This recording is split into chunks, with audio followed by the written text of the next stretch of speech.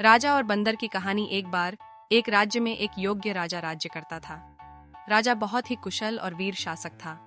उसके दुश्मनों में उसका सामना करने की भी हिम्मत नहीं थी। राजा के पराक्रम की चर्चा दूर दूर तक थी। राजा जानवरों से बहुत प्यार करता था।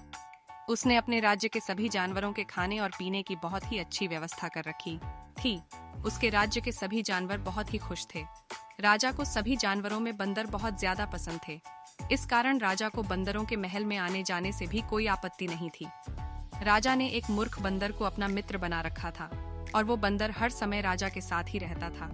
यहाँ तक कि जब राजा रात को सोता तो बंदर भी उसी शयन कक्ष में ही सोता था। वो बंदर बहुत ही मूर्ख था। बंदर राजा के सभी जानवरों के और अपने प्रति प्यार देखकर बहुत खुश था और वो भी राजा की सेवा करना चाहता था। इसलिए जब भी राजा सोता तो बंदर राजा के हाथ पैर की मालिश कर देता था। एक दिन बंदर ने सोचा कि राजा के दुश्मन बहुत ज्यादा है और रात के समय सारे सैनिक सो जाते हैं, इसलिए उसे रात के समय राजा की सुरक्षा करनी चाहिए।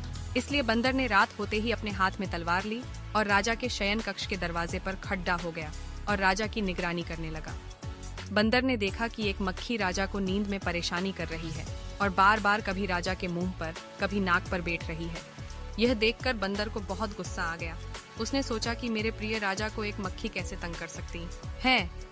बंदर राजा के पास आकर खड़ेढ़ा हो गया और मक्खी पर नजर रखने लगा। कुछ देर में मक्खी राजा के गर्दन पर आकर बैठ गई। बंदर ने मक्खी के बैठते ही बिना कुछ सोचे समझे तलवार से मक्खी पर पूरी ताकत से प्रहार कर दिया, लेकिन मक्खी उधर गई और राजा की गर्दन कट चुकी थी और राजा मर चुका था। नैतिक शिक्षा: मूर्ख मित्र से हमेशा सावधान रहें। वह आपको आपके दुश्मन से ज्यादा नुकसान पहुंचा सकता है। Thanks for watching video Ananiya and Shivaniya style. Like, share, comment, subscribe करें।